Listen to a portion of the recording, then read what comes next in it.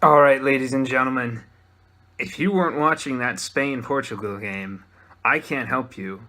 All I can say is you can look up the highlights all you want. You can look up the Ronaldo free kick. You can look up everything. But to truly feel the emotions of that game, you would have had to watch it like I did because, oh my God, Cristiano Ronaldo, he did the thing. He did the thing. Like, I don't think you understand, but he did the thing. He took the free kick. The script was ready to be printed, and he hit send, and it worked. And oh my God, it's just it was so good. It was so good. Today was a good day.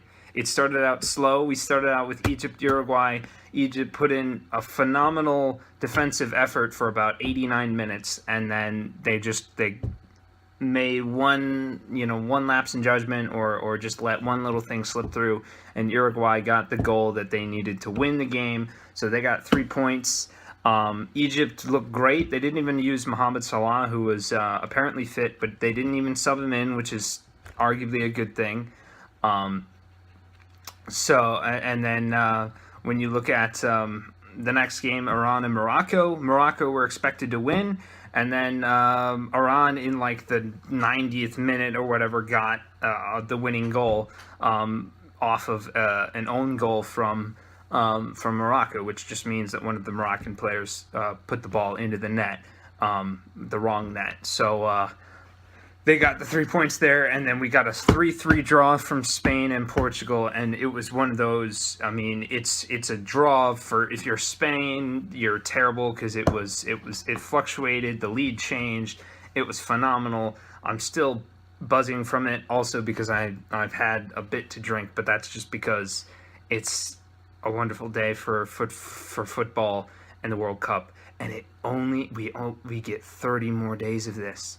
Not exactly 30 more days, but it's 30 days of just football.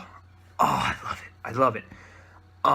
So yeah, Group A standings, we've got Russia on top. They've got a +5 goal differential. They've got 3 points.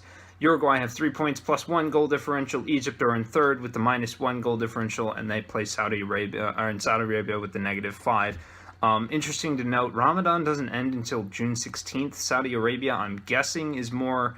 Though technically Egypt and Mohammed Salah are more Muslim and all of that. I don't know. I don't know if they're following Ramadan to a T, or whatnot. But Saudi Arabia could technically blame it on the fact that they were fasting. I don't know. It's a thing. It could be. I hope that they weren't.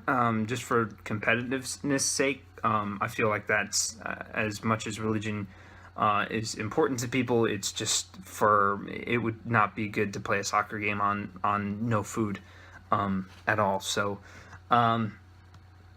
anyway, that's a side thing. I forgot to mention yesterday that was just a thought that I had in my brain. It's probably useless regardless. Saudi Arabia's -5 goal difference. They're pretty much going to be out of the tournament because they still have yet to play Uruguay, which is the better team in their group, and Egypt, who are going to have Mohamed Salah in their next game. So it's Egypt, Saudi Arabia, I think, next in that group. We'll cover that later. Anyway, so Group B, we've got Iran, who have 3 points because they were the only team to win today in that group. Spain and Portugal both scored 3 and let in 3. They both drew. It was a phenomenal game. I still think both of them are going to go through because I don't think Iran can get through Spain or Portugal, especially if Ronaldo's going off like he did against Spain, which has some pretty good defenders.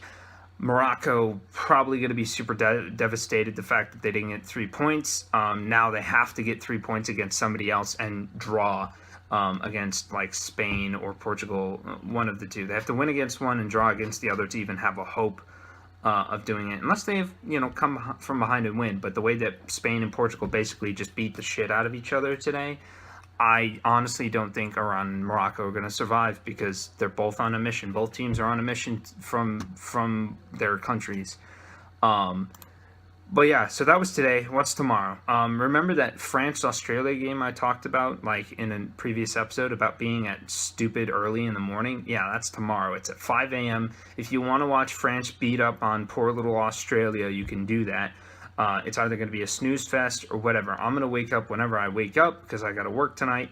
and it's going to come out however it's going to come out. I am, however, going to make a point to wake up for Argentina, Iceland. Iceland are my babies, and Argentina is my hopeful. I don't know how I feel about this game because I want both teams to advance. So I guess a draw is the best I can hope for. Both teams getting a point. Peru and Denmark, you can't go wrong with that game. I think that'll be a good game to see Peru for the first time in 36 years. They're on the World Cup stage. Denmark has a solid team. Croatia, Nigeria is kind of a letdown after that game. Nigeria aren't, they're going to be the best dressed of the tournament, so to speak, but they also play Croatia. It could be probably a good game, and I think it will be. So I think the only game that I would avoid like the plague is France, Australia, just because. But we'll see. So again, you take your pick. My pick is Group D before doing a little bit of homework and then some Father's Day dinnering action with my parental unit. Yeah, so that's tomorrow. Today was great. And just rejoice. This is day 2. This is day 2, and we've had a phenomenal experience of a game. And I'm buzzing. We got the World Cup bid, so I'm feeling great. I'm also it's a great time to be alive. Enjoy your summer, people, and just stop stressing. Just skip work, go to a bar, go to a pub. I don't know, you might have some Argentinians around here or Peruvians in the United States. I can't really know. I don't know how many Croatians have moved. If it were Poland, I would definitely say just find a bar somewhere in Chicago and you might find a group. Denmarkians, the Danish people, I don't know where, if there'd be a bunch of Danish people. Nigerians, I don't know. Again, if you know a bar that's going to have a bunch of people of that from who have immigrated or of that heritage from that country, go to it, because there are some people like me who are stuck having to go to work later in the day and can't, go enjoy an atmosphere. But there's plenty more days for football in the next weeks to come. So I've already talked too much. Enjoy your day. Have a great one. I love this game.